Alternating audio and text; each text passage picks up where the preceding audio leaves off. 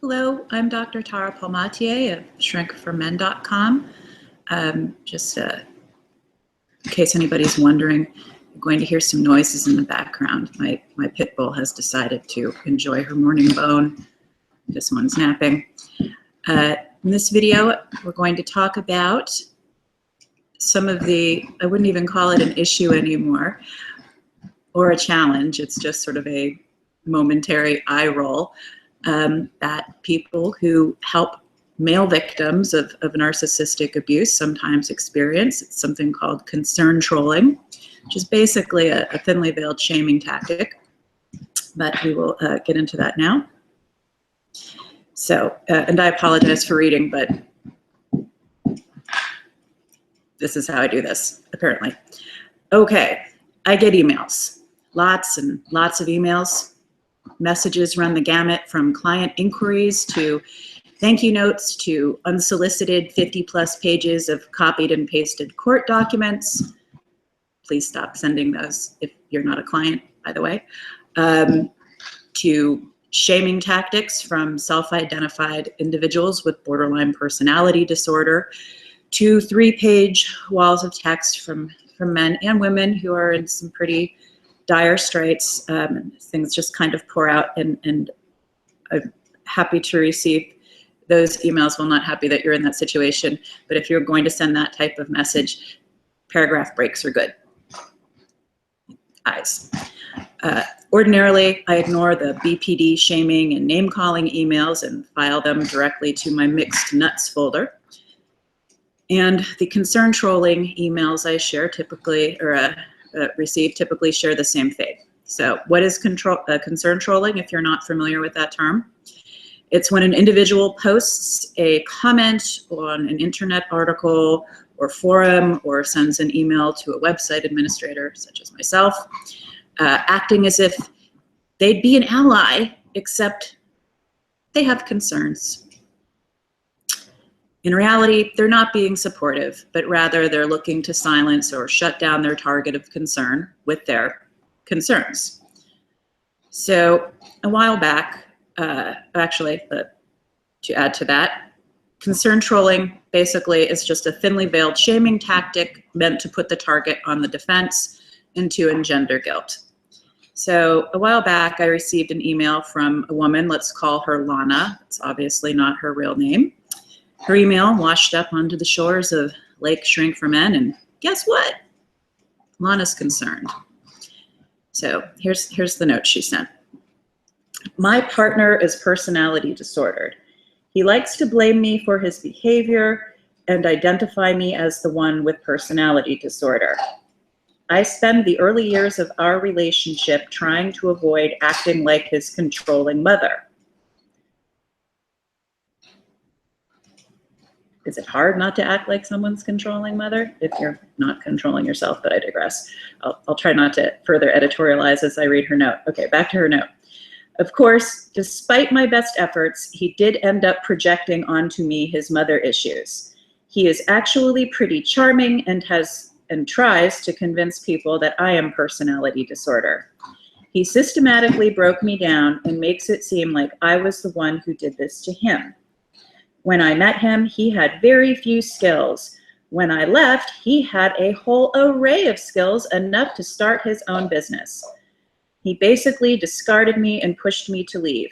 That said, the reason I am telling you this is I wonder if you're able to spot men who would come to you and try to flip things around and to blame their partner when they really are the ones with the issues. I would appreciate a response, as I appreciate your work, but have this very real concern. Thank you, Lana. Okay. The first thing that struck me is the lack of salutation in Lana's email. No hello, no dear, no hi, not even the brusque use of my name with a comma. You know, the first time I contact someone via email, I observe letter writing etiquette. Maybe that's a courtesy of bygone days. I don't know.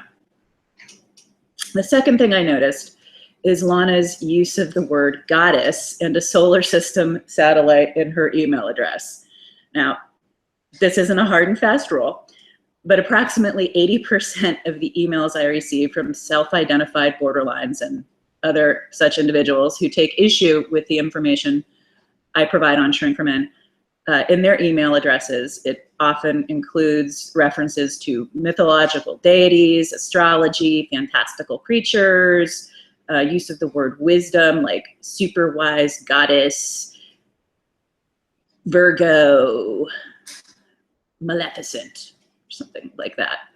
And also sometimes some very macabre references or vaguely violent language, like, I'm just going to kill myself at me.com. I wonder if they use that when they send resumes online. Anyway, again, maybe this is just a coincidence, but my spidey senses usually sound the alarm when somebody's email address uses New Age terminology. Again, that's not a hard and fast rule. So I replied to Lana, because I like to be helpful. Here's my reply. Hello, Lana. I'm sorry you were in a relationship with such an abusive person, and I'm glad you left it. I typically don't respond to this type of concern trolling email, but have decided to do so as I'll be publishing it on my website with your name removed.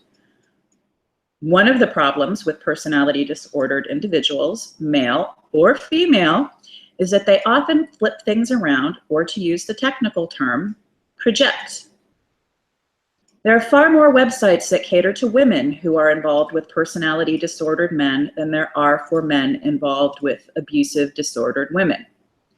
There are plenty of female narcissists, borderlines, psychopaths, etc., who do the same exact thing you claim your ex has done to you.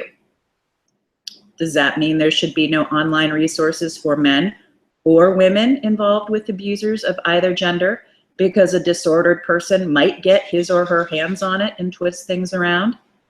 For that matter, maybe nobody should write about personality disorders or abusive relationships at all. Should we abolish the DSM? Entire shelves of psychology books in libraries? How do I know you're not the one flipping things around in your email to me? This, of course, is ridiculous and futile. The disordered person is going to do that anyway, whether or not my website or others like it exist, because that is what they do. And they don't just use psychiatric labels to project and blame shift.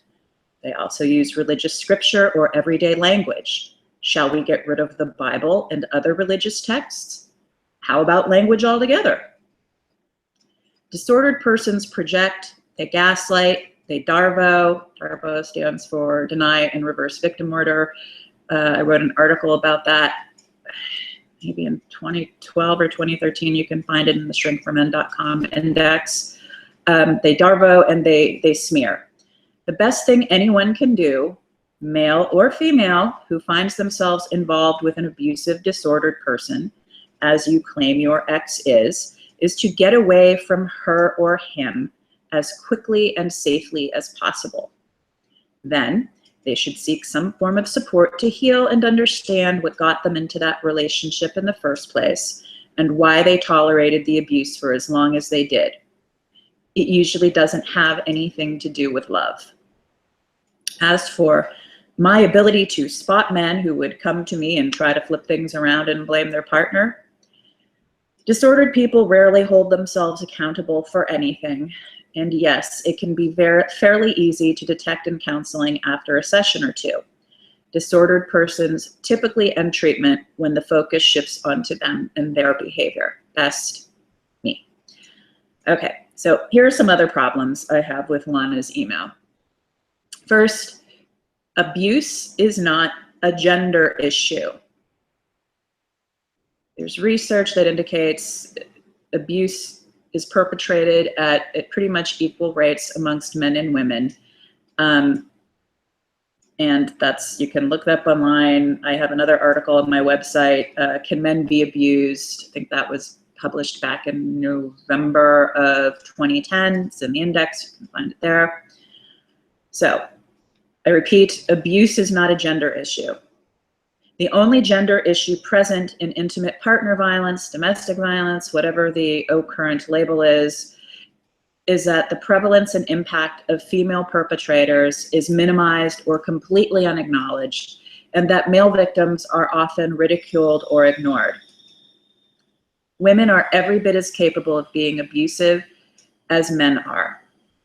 All victims of abuse deserve compassion, support, and education about these issues, regardless of gender.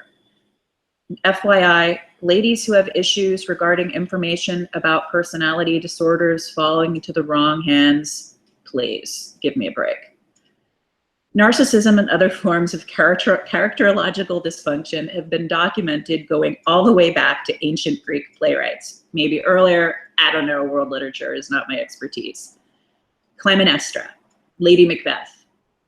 Or if you're not a fan of the classics, how about something a little more recent? Carrie Bradshaw of Sex and the City. Big honking narcissist. This is hardly top secret information that I am revealing on Shrink for Men. Now, if you truly understand personality disorders, and this is my second point, you won't have this concern. The first rule of being involved with a personality disordered woman or man is don't tell them you think they're disordered. Now, Lana used the term projection in her email, which would seem to indicate some understanding of that defense mechanism. Don't use your knowledge of personality disorders to label and name call your spouse. The point of having this information is to use it in order to protect yourself and any offspring you may have, or to leave your narcissist borderline, histrionic, or psychopath, or to keep things as safe as possible if for whatever reason you decide to remain in the relationship. If you truly understand what a personality disorder is, then you know anything you confront them with will eventually be projected back onto you. Disordered persons spend their entire lifetimes, in many cases, evading proper diagnosis. It's part of the disorder. They blame shift. They refuse to take responsibility for their choices. It's always somebody else's fault. So telling them you think they have this disorder, they're not going to all of a sudden have an epiphany and go get treatment. They're just going to flip it around. The closest you're likely to get to an actual diagnosis is if you obtain a court-ordered psych evaluation. And even then, and I've read many, many psych evals over the years, the evaluator, usually due to litigation fears, because again, disordered people are often high conflict people, and high conflict people sue when their feelings get hurt. And being told they have a personality disorder usually pisses them off pretty darn good.